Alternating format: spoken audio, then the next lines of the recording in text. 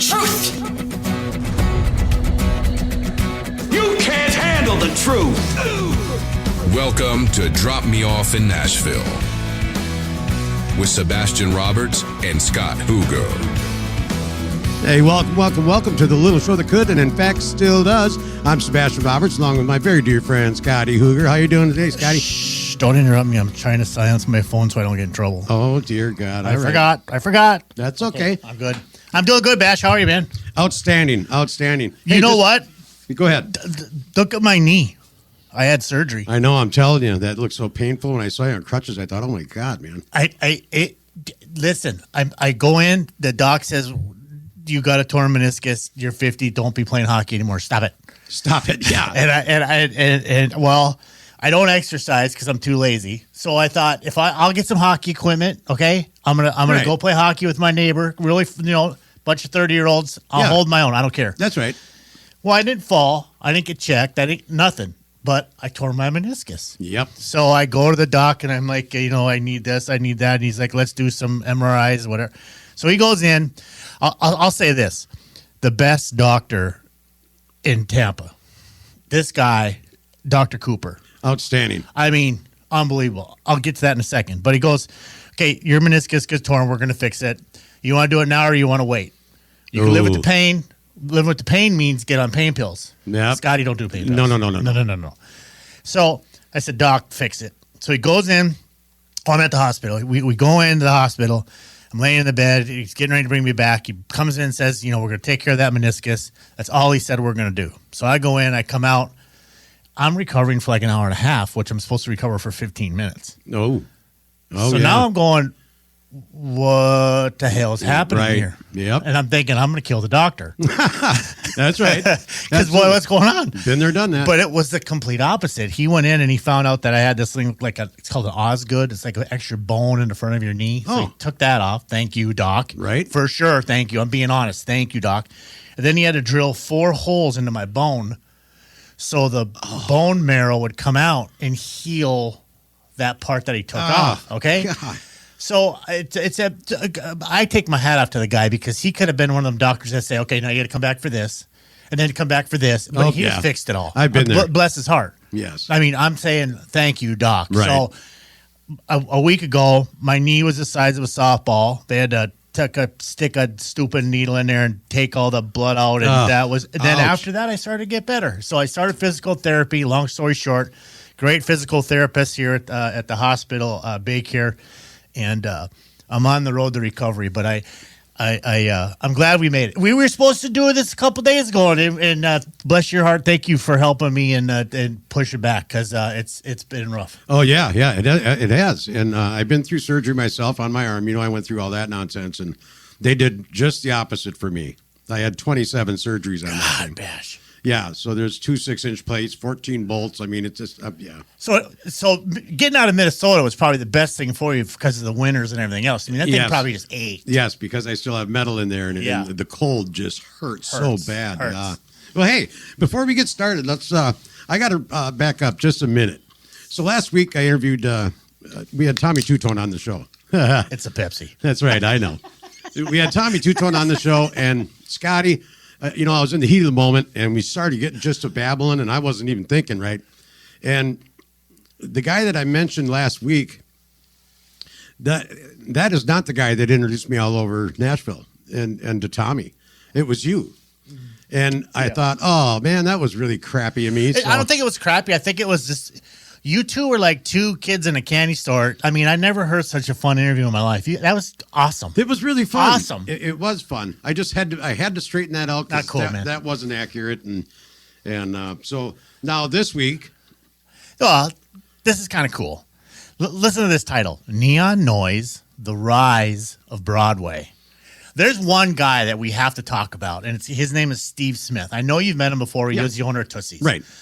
His brother runs but Collier calls him like the godfather of Broadway. And you know what? As time got here, I kind of think he's right because he really did change the model of Broadway. Don't you think, John? Oh, absolutely. Yeah. Yeah. I mean, think about. Remember when we would go down there? It was the stage, Legends. But I started at Tootsie's. At the Tootsie's. And you brought me in there. He cleaned up Broadway almost. I mean, I don't want to speak too much about Steve because I don't know, but I know that I did business with him in the past, and I think that the man is a wonderful human being, and I take my hat off to him because he's really done a great job for that city. There's no doubt about it. Yeah, and he's got a heck of a business hat on. Jeez. I mean, the guy, and I don't know what they pay down there in liquor. You're right. Liquor licensing and all that imagine? stuff. But remember when we interviewed Randy? Randy said that they're tens of thousands of dollars a month. Imagine. Yeah. Well, it makes sense in why it's you want to go. What's wrong with these bar owners charging so much for a beer? But honestly, they have to charge that much. That's because it's getting so outrageous. Yeah, the taxes and the government. We're not going to get into politics, but I'm just saying. No. The taxes, come on. Nashville, you have a great thing going with Broadway. You bring in 18.5 million people a year. I know everything is business, but come on. Why would you rate people over the coals who enjoy your city? I don't get that. It's the licensing, right? The licensing, right? Yeah. Because now they don't have a choice. When you and I first went down there, when you first brought me to Nashville, we could get a hamburger basket and a Bud Light I remember this. for $7. It was awesome. It's for $7. Robert's Western. Yeah, and listen to the best darn country music you ever heard in your life. Oh my gosh, that old For guy. $7. Yeah, if you'd sit there and you'd be like, well, where has this city been my entire life? Oh, now you can't. You're going to order 2 beers. You're at $20 already. Well, you got a tip. Yeah. Think about it. Those girls behind the bar, they work literally for tips. That's right. I think they get $2.13 an hour. Don't quote me on that either. I'm not sure, but I think all those waitresses and stuff down there busting their hind end. I remember I was at one meeting. I'm not going to say the bar it was at, and I'm not going to say who said it, but I will tell you this. I was in a very, very important meeting, and the manager of the bar walked into this room where there was countless amount of servers, waitresses, and bartenders in there, and he had a stack of applications in his hand, and he was flipping it like he was flipping his wrist. Right. And the applications would wave like a fan. He said, well, let's see who's going to lose their job this week. Oh. So after that, it kind of stuck in my head. At first, I thought, you're an ass. Yeah. Then secondly, I thought, these girls are trying to pay their rent. But it made sense to me why they were practically crawling over the bar when you walked in to sell you a beer because they were scared to lose their job. Yep. Sad. And that was just so cool. It was one of the coolest things about Broadway, Right. And when we go back in time, to the 50s and look at that, we're looking at imagine Tennessee Ernie Ford. Oh my God, Marty legend. Robbins, Scotty. I went to his gravesite. The first time I went to Nashville, I went to his gravesite, Marty Robbins, and it had race cars on it. His. Yeah. I think I brought you. Yeah, you did. I don't know what it was about Marty Robbins. Maybe it was his voice. Maybe it was just because he was in the race cars. I don't know what it was, but I just thought that guy had his own thing that everybody just admired. Right. And speaking of them, those guys, Little Jimmy. Oh, your friend. Little Jimmy Dickens. Your friend. Was a complete accident. I just ran into that. I didn't know who that was. But I never, you guys, okay, we repeat ourselves a lot, but I got to say this. That's all right. Music City Bar. Again, Yeah. they have a plaque, a chair, a shrine up in the wall Yes. for Little Jimmy Dickens. And I used to see him almost every Friday. I've even flown in there just to see him, I know you did. I remember that. before his show at the Opry. What's those green cigarettes with the menthol? Is that what they are? Yeah, those Is that are what he menthols, would yeah. smoke? Yeah. And he would smoke that and have a drink. One. Yeah, and then he'd go to work. Yep, that's it. Yeah. What a gentleman. And those guys back in the 50s, Johnny Cash was down there then. And Hank Snow and George Jones. Snow. Oh, my Hank God. Snow. You know who else is great when you bring up George Jones? Is their daughter. Georgette. Yeah. She's just out doing it. Her mom was Tammy Wynette, and you have your dad as George Jones. And she's just out doing it. She's still playing. She sounds great. She's going to do a duet with Ashley Lynn with me. Oh. Not me. My artist, Ashley Lynn, is going to do a duet with George Jones.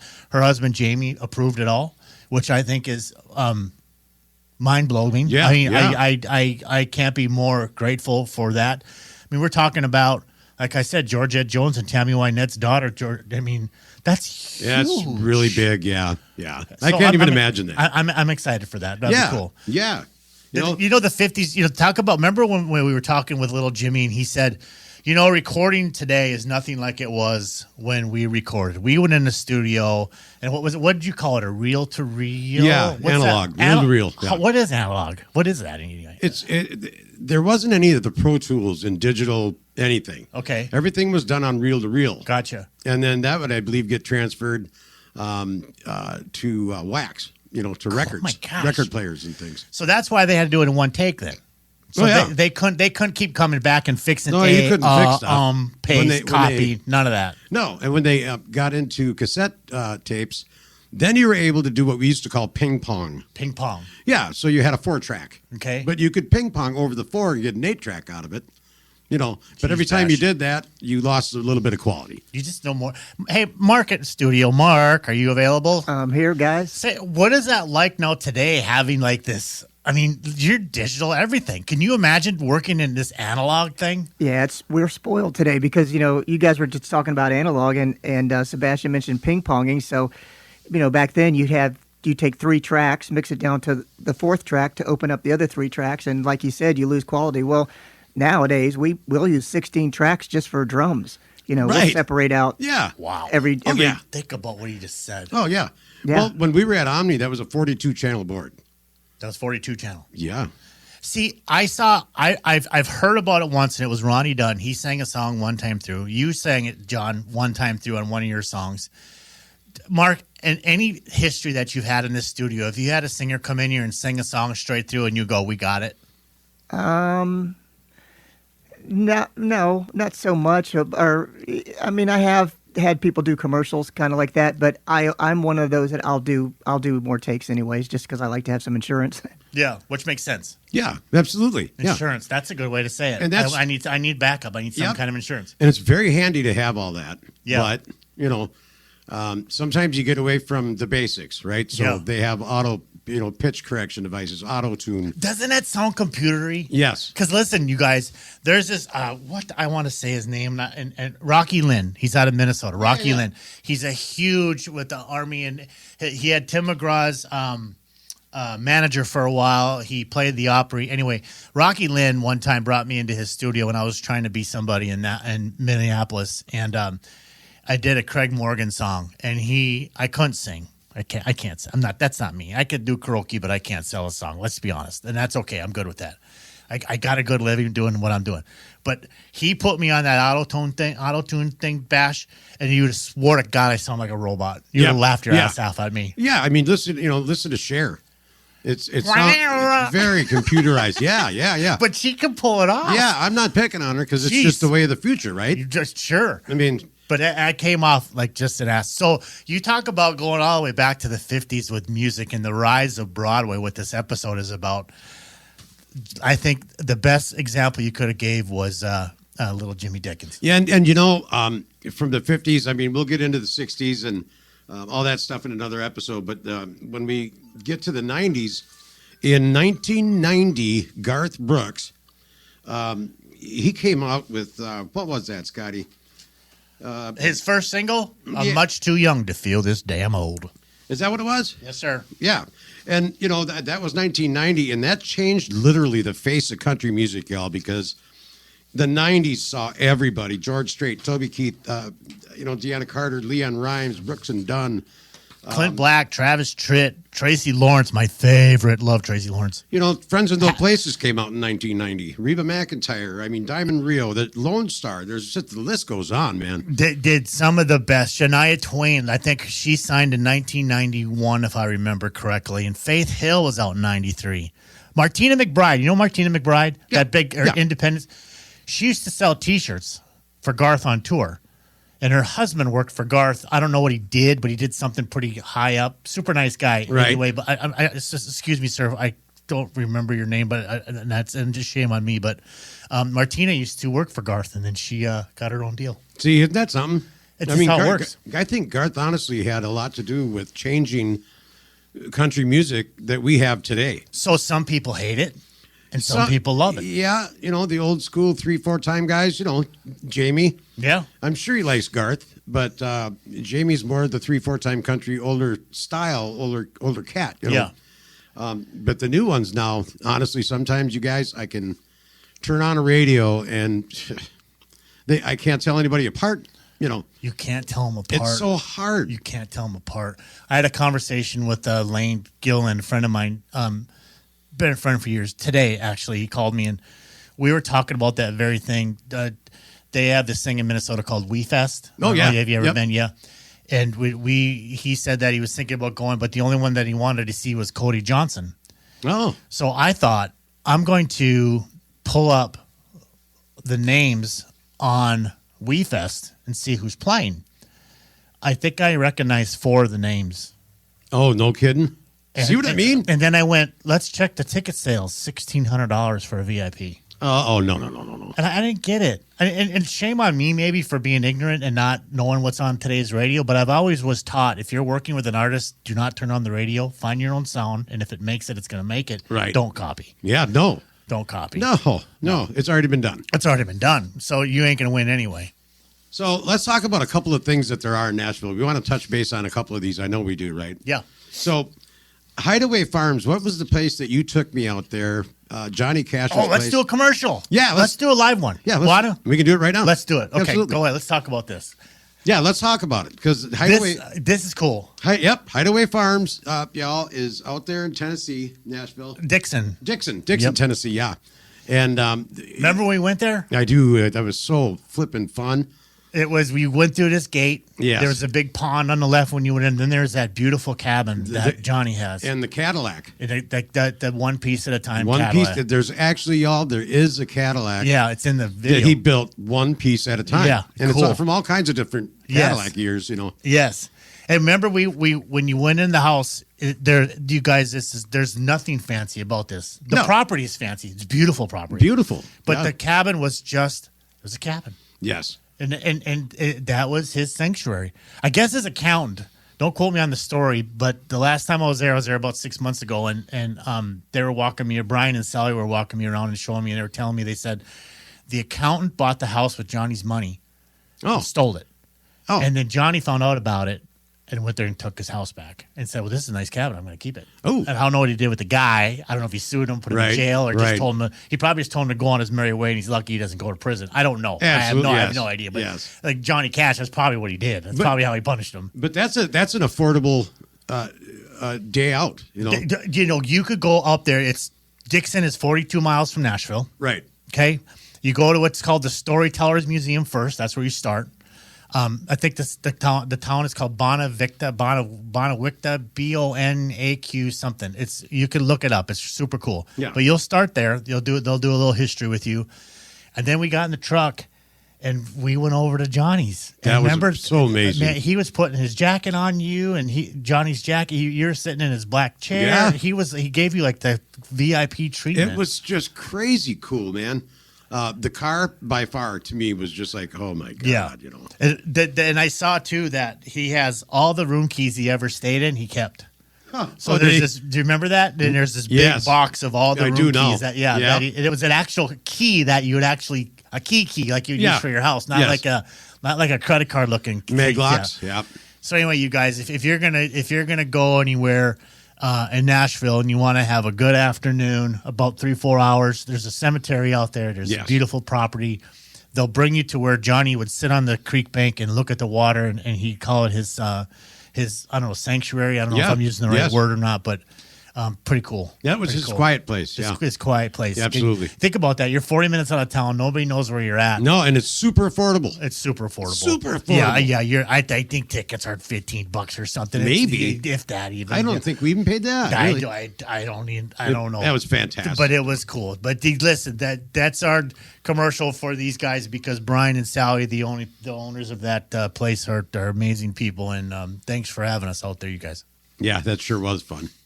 So, moving down the, I guess, topic points just a little bit. The Nash Vegas effect, okay? Now, we know it's a necessary, not an evil, but it's a necessary thing, the Nash Vegas thing, because let's face it, that's where artists get started, and that's where the money is, basically. Yeah, I think the thing about it is I think everybody went. We have a city that had a bunch of character, this thing called Nashville, where there were 6 bars that were cool. Now it's more Vegas. It's all business. Not that it wasn't business before, but now it's all business. You have a bunch of artists with a bunch of different bars, 4 stories tall. There's so many people you can barely walk down the street. It doesn't matter if it's Monday, Sunday, or Friday night. Right. And it's just turned into Vegas. It's really just become a big business. It's just business. Yep. Yes, it's the Las Vegas of country music. It's just Las Vegas of country music. Yes, absolutely. Yep. There's no doubt. You get the bachelor parties down there. They have pedal taverns going up and down. There's party buses. There's everything you could think of, from the best people to the most evilest people down there. Yeah, and I think it is a necessary evil because, now in each one of those establishments, right, like Tootsie's, there used to be just that one stage downstairs. Then there was 2. Then there was 3. Now there's 4. Hey, tell everybody that stage that you played on that first floor. Was it like a 4x8 piece of plywood? Yeah, yes. I mean, they had a drummer, a guitar player, a singer, a fiddle. You could hardly stand up there. But the sound off of that. It was man. That's where that's where I met Stephanie Gherkin. Yep, you introduced me to her. She's so good. She's so sweet too. Gosh, she was such a fiddle player. She's from Minnesota, I think, St. Cloud. Steffi, if I said wrong, but I think she's from St. Cloud, Minnesota. Yeah. And the Colliers and Stone and do you wonder how many times they replace that piece of plywood that you play on? I mean, probably. I can't even imagine. Once a year. Maybe more than that. Maybe more than that. Because you spill beer on it. People, I mean, all People kinds do, of for sure. yeah. There's all kinds of stuff that probably go on there for sure. They're nailing down drum kits. Yeah. We'll be right back. Hey Siri, bring me a sandwich. I can't. I am not a human, you moron. Oh, well then, what's the best podcast she can play me? Now playing Drop Me Off in Nashville. Ah, thanks Siri. Give me a hug. You are an idiot. Okay, we're back. You guys, listen. I've been to the Opry backstage a few times. Been graced by a lot of people to allow me to come back there and whatever. But there was always a lady that was there who was, if I say a lady, she's a lady. Her name was Jeannie Seeley, and she passed away, Bash, on August 1st. That's just so sad. She's helped so many people. And when she did pass, I looked online, and everybody from the most famous celebrity to the most common man or woman in the world had anything but nice to say about Jeannie Seeley. Yes. She was probably 95 pounds soaking wet, but what a voice on her. She played the Opry 5,300 times. Holy smokes.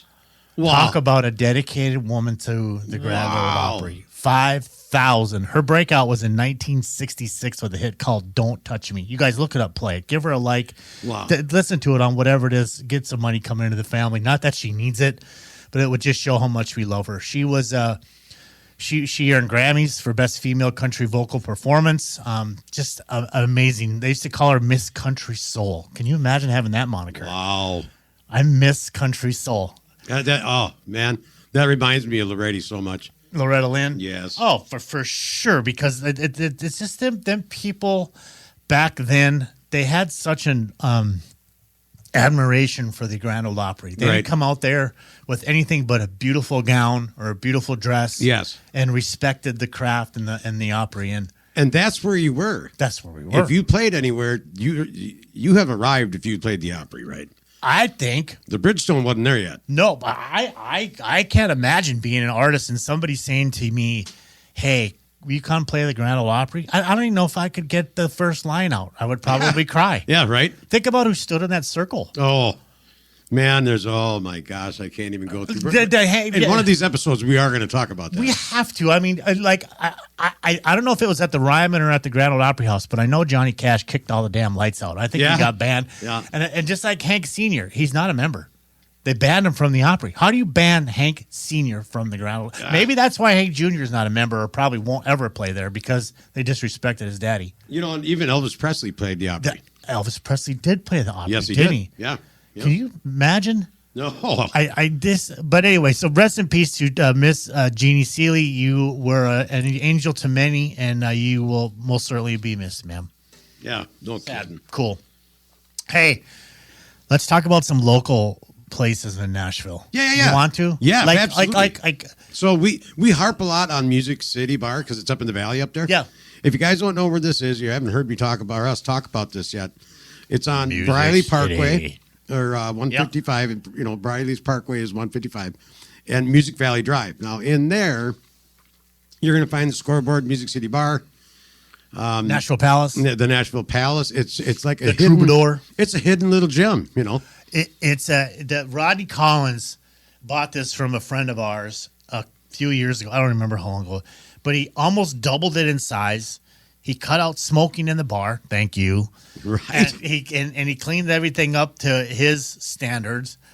And it's by far, if you like country music, Yes, I mean country music, that's a fact. you're going to see George Jones, steel guitar player, sitting up on that Yes. stage. You're going to see anybody you could. Well, they'll tell you guys when you guys go there and visit his bar, Music City Bar and Grill. They'll say this is who's playing with me, and you'll be sitting in the room with some of the best musicians in the world who's played with some of the best With your jaw artists, on the floor. listening to them play Yeah. their licks on that stage. Yeah, your jaw hit the floor. The sound system is great in there. The food is It good in is. there. He's got a great little menu. It's nothing fancy. It's perfect. And- I see people order food all the time. And John A's used to be our favorite little John spot. Hayes was it? I that mean, was it. And that's gone. It's gone. You know? It's a liquor store. But that was, I mean, the best food. It was so wonderful. Yeah. And I haven't found anything to replace that one yet. A restaurant. I don't know yet. if you're gonna. I don't- honestly, Bash. I don't know if you're Yeah, gonna. I don't Hobbs. know. I don't think they have that anymore. No, I think John Hobbs passed away too. He's the one of them owner did. what were we just talking about? I just had a brain fart. I'm sorry. No, that's right. Music City. Yeah. So anyway, that's one of the best places. Another place is on Music Valley, like we talked about, was this place called the Troubadour / the VIP room. It's in this little strip mall right next to the Music City Bar and Grill. It's a new bar over there. Again, if you want to do some country music karaoke, they got that in there. They do these concerts in this back room called the Troubadour, where Yeah. they have some VIP people come in. Roddy McDowell plays there every Friday and Saturday night, just about, pretty much a fixture in there. So that's another cool bar too that is new. I don't know if you've been there that one yet. No, I haven't. I haven't been to that one yet. And I recommend, go see Broadway. Do it. Yeah. But get off of Broadway Yes. and go see some stuff. Yes. Printer's Alley. Printer's Alley, right behind it. Yep. Most people don't even know that's there. Go to Losers Bar. Losers. Yeah, and don't pee on a celebrity if you see them. Yeah, they don't. Don't do that. They don't like that. If you just talk to them about, Fishing. the weather, fishing, yeah. you'll have a wonderful, wonderful evening. Yeah, if you you go will. in there and start peeing on them and treating them like Yeah, they're stuff- licking boots, we call that. They're Yeah. going to get rid of you as fast as you got by them. That's a true story. Yeah. But can you blame them? They just want to hang out too. You know what I mean? Which Oh is cool. gosh, yeah. Yeah, another place. This isn't a bar, but it's called the Pancake Pantry. It's, yeah. It's one of the best restaurants down there. Yeah. Or the Loveless Cafe is another great one. Look up the Loveless Cafe. You'll wait for a while to get in there to eat. Yeah. But it's old time cooking food. It's good food. It's Southern food. It's an experience if you go out to the Loveless Cafe. It's really an experience. Yep, I It's- like it's that. I super like that a cool. lot. And we were talking about the Bridgestone for a minute, and the Bridgestone that wasn't there until '96. 96 is when they put that in there now, Yeah, right? and Amy Grant was the first one to perform there. That's Vince Gill's wife. And then, now Garth, he'll go in there and sell out 7 shows in a row. You know what? There was an artist in town a couple days ago, and I went online and I was going to get tickets, and I thought I'm going to send a note to a couple of friends in Nashville and see if I can just get a couple of comps. Right. And I couldn't, and I was going to pay for the tickets. I'm not going to say who the artist is, Right. but it wasn't sold out, and there was a lot of seats left, Oh. and there were almost $400 for 2 tickets. Oh, I haven't even parked the car yet. See? I didn't buy a beer yet. no. I didn't go to dinner yet. That's just unaffordable. And Garth made it so affordable. When you took me to that show, Y'all, if you haven't seen Garth Brooks live, I'm going to tell you right now. I had to beg you to go. I know. I didn't want to go. Well, you were hurt though. You broke your leg. Yeah, my so leg you were was hurt. broken And then then. you, to go down Fifth Avenue by the Ryman there, Yeah. walk down that hill, Yeah. you're thinking this ain't gonna work. Oh, but, no. But you troopered it out. Oh, that was so. Remember, we took Artie Skull with us. Yep. Artie, my cousin Artie. We'll talk about him another episode too. Artie and Lonnie Yeah. and Allie. I want to interview them in Nashville. They're amazing. Oh, amazing. we will be doing yeah, that. They're such a good band. Yeah. But anyway, we were eighth row at Garth. Yeah. And what you guys, what an entertainer. I've never seen anything like that in my life, and I've been around a little bit. I mean, seriously. We went to Steven Tyler, Aerosmith, and Oh, yeah. remember we took the limo in Minneapolis that time. Yep. Yeah, that And was I- a good show too. I've seen Motley Crue, and I've Yeah. seen just a ton of people, you Right. know. And Garth will play until you're tired and exhausted. You want to go home because you had enough. Yeah, you had it. Yeah, It's and, too much. And I think his tickets were like $75. Yeah. And it didn't matter if you're in the front row or you're in the last row. It was $75. That's right. But I'm going to go down here and watch another artist that I used to just adore and love. Bought every one of this person's albums, and it was going to be $400 for me and my wife to go, and you couldn't even sell it out. Something's wrong here? Yeah. Right? And that's what it is. It's you Something's know, wrong. Price gouging a little bit. And these promoters, the artist probably says, "Give me $500,000," right? So then the promoters start counting the seats, and then they start overpricing because the promoter Right. wants their money back. Yeah, of course they do. But it looks bad, like it's the artist's fault. Yeah, I know it. Yeah. But I don't know. It's a catch-22, and I get everything is business, and I get everything costs money, and I get it.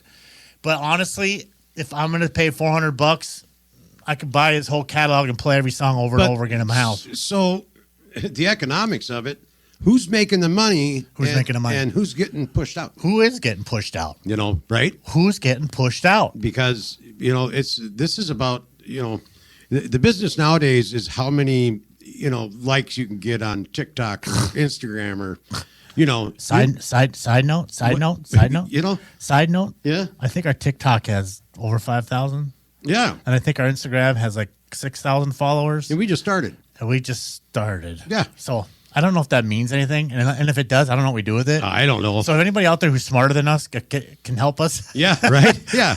we'll Yeah. probably do something with it, but we don't know what. Yeah, that's right. Yeah. Or we'll help you because we're good at co-branding. Well, whatever. Yeah, but see, that's what I think. That's what it is, because all these, you know, I think record labels now. Correct me if I'm wrong, but they want you to have your own fan base before they ever talk to you. Isn't that weird?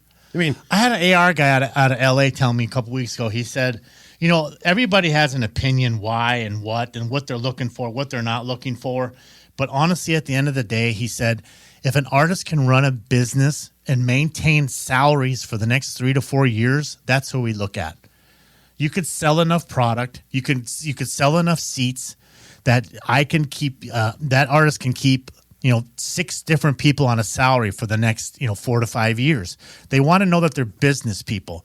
Like I told Ashley Lynn, I said, I know you're the front singer, I know you're the lead singer, but I also need you to know how to put the lights up. I also need you to know how to sweep the stage Right. before everybody comes on and what that takes, and appreciate that person who's doing that for you. Right. And I also need you to be able to fire the lead guitar player if he's an ass. yeah, yeah. So you have to be the boss. And if you don't know how to be a boss, take a business class so you can figure that out. But it's music business. Absolutely, yeah. It is a business. You ran a business. Your business was ran very tight. You didn't put up with nonsense, which was cool. So is Broadway, the rite of passage, so to speak, and For new artists? For new or is artists. it just a distraction? or is it a distraction? It depends. I think on what you do. If you for sure. if you believe in you, then you can go out and sell 5,000 records. You've got to believe in you. But if you're not willing to go out there and sell 5,000 records, Hey, it's not going to happen come for on. you. If you're going to go to Nashville and you just want to make a CD and bring it back to your hometown and sell them, my hat's off to you, because that's probably a better business plan. Right? Because you'll do well. Yeah. And you'll probably start to make $2,000, $3,000 a show. You'll start to get invited to these big music festivals Right. around in your city or your area because your name will be known. You'll have a great local agent. But honestly, Nashville and Broadway, I remember this. Do you remember Isaac Matthews? Absolutely. Oh, my gosh. He is for sure. so good. Absolutely. You should hear him today. He is fantastic. I haven't heard that name in a long time. Wow. Isaac, oh my gosh, he has become his own. He's fantastic. I always would think, that was just a side note. I used to think like an airplane. The airplane comes in, you land on Broadway, You learn how to hold complete strangers in the palm of your hand. You learn your craft, and then you get out of there and you go up to Music Growth and you start your career. That's right. You learn. But some people get hung up in the money, like Randy was saying. Remember, he's got artists making six figures, $100,000. You know, that ain't a bad gig either. Or they trip over themselves. That's it. Yeah, for sure. So I don't know. Nashville has just become different. Is the neon noise and the rise of Broadway, and it's different. Is it better? Probably for some. Is it worse? Probably for some. Right. The locals. I have to agree with that. Yeah. The locals probably don't go, and the tourists can't wait to get there. And there's a lot more competition down there now because if you think you're a singer, walk down Broadway. Holy crap! Because now there's 5 times the artists playing at any given moment than there was when I first got down there with you. Right. Well, I think that might what's discourage people. You get down there and all of a sudden you go, oh my gosh, I can't compete with that guy. But remember, you probably can't compete with that guy right now or that girl right now. Yeah. Learn this stuff. But learn. Watch that person and take what they have and figure out how to make it better or make yourself better. And you will. It just takes time. Everything takes time. Yeah, absolutely. Yeah. I don't know. The neon noise and rise of Broadway, it's just cool. I think it all comes back to what we always say: just go check it out. Yeah, you have to. You just have to. If you don't, you never did. Yeah, and you're gonna kick yourself. Yeah. Oh yeah. Now you got babies. Yep. Now you got a house. Now you got a car. Now you're done. And you're not going. Because No. it won't work. No. Unless you want to ruin your marriage, and then you're getting child support. Trust and me. you're hollering the kid. Yeah, you've been through it. Yeah, I've done that. You've been through it Twice. Hey, listen, you guys. If you like what we're doing, I hope you do. And thanks. We hit over the 500. I didn't tell you this. The 500 download mark already. Yeah, that's awesome. People are being super sweet. They're being very kind on the emails when they go to the .com page. Drop me off at Nashville.com. I haven't had one negative. There's no one in the basement yelling at us, so that's cool. No, and I'm getting called from all over the country. Yeah. There's cats that we know out in L.A. that want to come in and interview. Nashville as well, and we're going to go do that. That's awesome. Let's do one more of these commercials live, and then let's see where this happens with this, because I think doing these live like this just gives it a different feel. You want to talk about Loretta Lynn?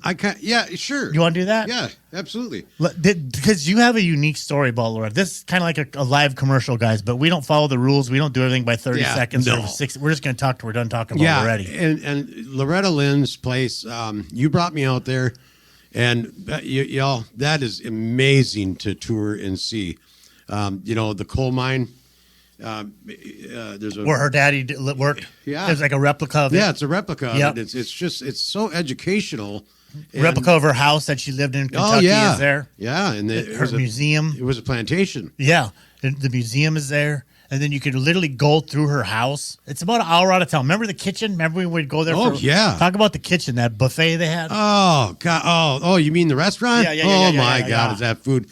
That's Southern cooking right there. That's Southern cooking. And then Loretta's over the speakers while you're eating. The whole time they're playing her music. And they have all this memorabilia of her in there. And there's her recipes, right? It's all her recipes. And it says literally on the street sign, Loretta Lynn's Kitchen. You can't miss it. It's a big, huge yellow sign. Go in there. Check it out. She owns her own post office. I think she owns her own because of Hurricane Mills. She did, yeah. Yep. So we know that her and her family all are buried on the property somewhere, but it's private, you guys. You're never going to be able to go. And good for them for doing that for their family. Yeah. I mean, she shared her whole life in the public eye. Let her rest in peace. And it's so worth it to see it, you guys. You literally go through her house. That's in the Coal Miner's Daughters movie. They bring you there, and you go through Matter of fact, you guys, my pastor and I got on a couple of Harleys. Oh my gosh, I remember this. And we went out there, and a buddy at work had borrowed me his Fat Boy, and my pastor and I rode out there, and he baptized me right on Loretta's property in that river. That's pretty cool. It was incredible. It was a Sunday. It was closed. That was pretty cool. They let us in there. Yeah, and that's pretty special. It was super neat. Because that river that goes right through the front of her house is picturesque. I mean, oh yeah, it's absolutely gorgeous. When she did die after the funeral, the hearse drove down that road in front of her house between that and the river. And there's a couple shots of that. It put goosebumps on my back because I thought, what an honor to Loretta, the house that she built. Yeah, right. Yeah. I shouldn't say that she built, that the fans built for her. Well, that's right. Yeah. And her tour bus is there. And her tour bus is there. You can go through it. In the museum, with Conway Twitty stuff in there. Conway. What an honor to Conway. God, did they sing well together. You remember all the Tweety Bird stuff in there? All the Tweety Bird. Yeah. But what a woman. Yeah, she was. I remember I was there one time, and their tour bus driver was there, and I was with a guy who drove bus, David Pell. Oh, yeah. Cracker Dave was with me. And those two started talking about tours, and they talked like they were the bestest friends for a long time. But anyway, he was telling a story about how Loretta had this mug down in her gift shop. And when she came down, she picked it up, and she looked at the bottom, she said, don't quote me again, but I'm just kind of paraphrasing. That's $20. We're not selling anything in this gift shop for $20. Yeah, yeah. We don't need that. Well, Loretta, it doesn't matter. It's my gift shop. It's my name. I understand what you're doing, but we don't do that here. She's such a darling. That's the kind of angel Loretta Lynn was. So if you're paying for something out there, you guys, it's because it's the right price and it's dictated by Loretta and it's not overpriced. That's right. It's what she's done. Loretta Lynn's place. It's called Loretta Lynn's Ranch. Look it up online. I think it's a .net, not a .com. Yeah, check it out. Loretta Lynn Ranch and Museum. And then the Loretta Lynn's Kitchen. It's an hour drive. Worth it. It's an hour drive out of Nashville. You will bring home some memories that you can't imagine. Absolutely, man. You really were. So next week I want to do this show. Let me know what you think of this. Okay, ready? Yeah. Okay. If it's dumb, tell me. Okay. I thought we'd call it the gatekeepers who really picks the stars. The gatekeeper? What do you think? Yeah, like the gatekeeper. Who really picks these people? Yep, I like it. Is it some high school? Is it some or intern that just got out of college? Or is it who's doing it? I think it's important. I think we should talk about it. I think people are going to like that one. I think we're going to tell you. Like, subscribe, be good to one another, and thanks everybody for listening. We'll see you. Thanks for joining Sebastian and Scott. Don't forget to like and subscribe to join the Drop Me Off in Nashville family. Engineering and production provided by Podcast Production Music. Well, Nashville, can't thank you enough for all the time. Y'all come back now. Here?